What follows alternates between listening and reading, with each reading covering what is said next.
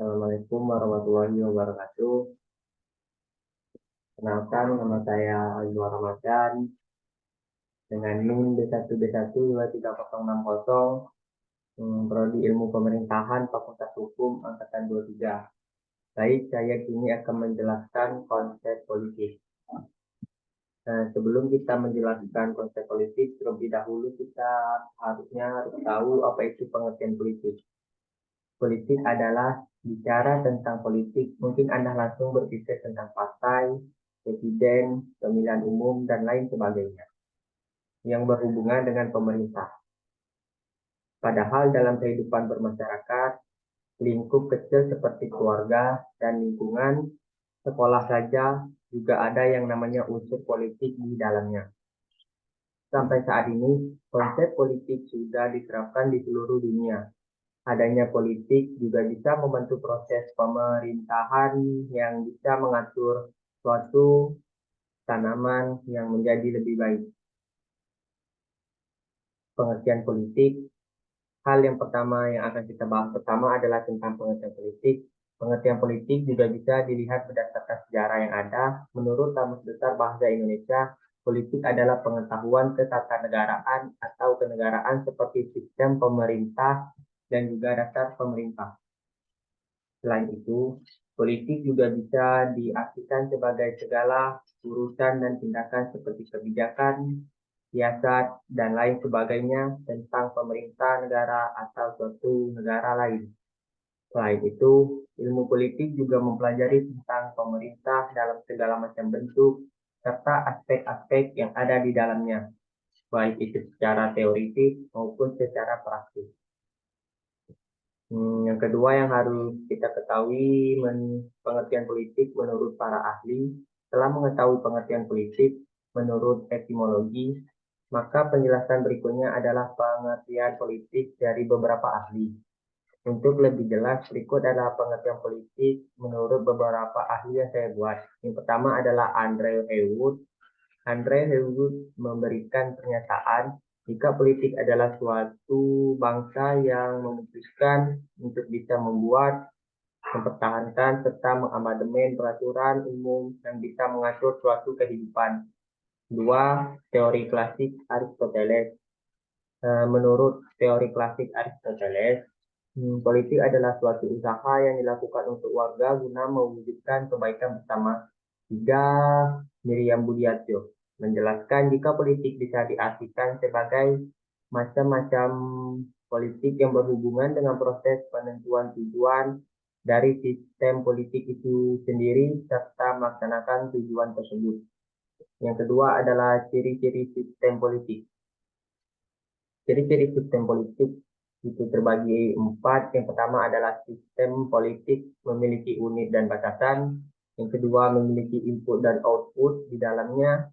Tiga memiliki tingkat diferensiasi. Empat adanya integrasi.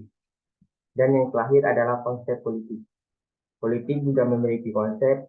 Agar Anda semakin mudah memahami apa saja konsep politik tersebut, maka penjelasan yang di bawah ini bisa membantu. Yang pertama, konsep politik secara klasik.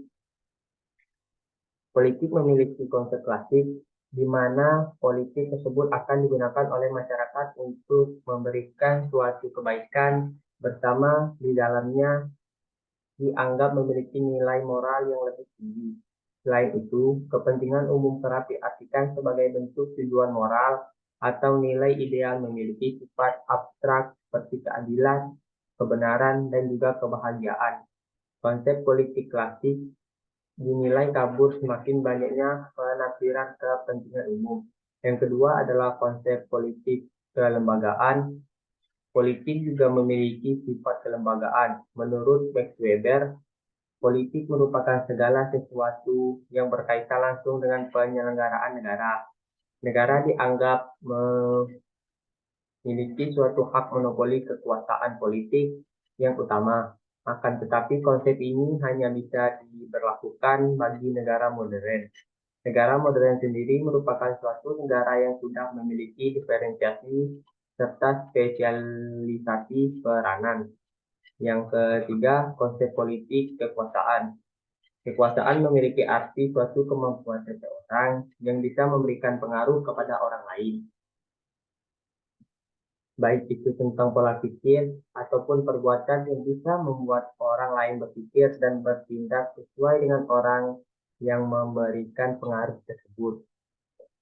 Konsep politik kekuasaan memiliki kelemahan di dalamnya, yaitu tidak dapat membedakan konsep publik dan juga non-politik. Selain itu, kekuasaan juga merupakan salah satu konsep yang ada di ilmu politik, yang masih ada konsep ideologi, legitimasi, serta konflik.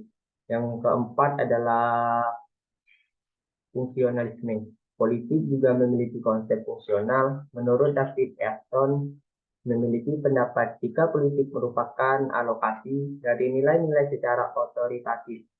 Nilai otoritatif tersebut memiliki kewenangan serta pengikat masyarakat. Konsep politik fungsional juga memiliki kelemahan, yaitu pemerintah hanya bisa ditetapkan sebagai sarana dan juga wasit terhadap persaingan antara berbagai macam kekuatan politik. Hal ini dilakukan untuk bisa mendapatkan nilai terbanyak dan kebijakan umum yang ada tanpa perlu memperhatikan kepentingan pemerintah itu sendiri. Dan yang terakhir adalah konsep politik konflik. Konsep ini bisa diartikan sebagai politik, merupakan suatu kegiatan yang bisa memberikan pengaruh terhadap perumusan sekaligus kebijakan umum dalam rangka usaha untuk mempengaruhi mendapatkan suatu nilai. Maka dari itu, kerap terjadi suatu perdebatan dan juga pertentangan dari berbagai macam pihak, yang mana perdebatan dan pertengkaran tersebut semata-mata untuk memperjuangkan dan memperoleh suatu nilai. Kelemahan dari konsep konflik adalah tidak semua konflik memiliki dimensi politik. 5 poin di atas adalah penjelasan terhadap beberapa konsep politik, dan yang terakhir contoh perilaku politik. Contoh perilaku politik yang pertama adalah mengikuti pesta politik, kedua memiliki hak untuk bisa menjadi seseorang pemimpin yang baik. Yang ketiga, melakukan pemilihan umum untuk memilih wakil rakyat ataupun pemimpin.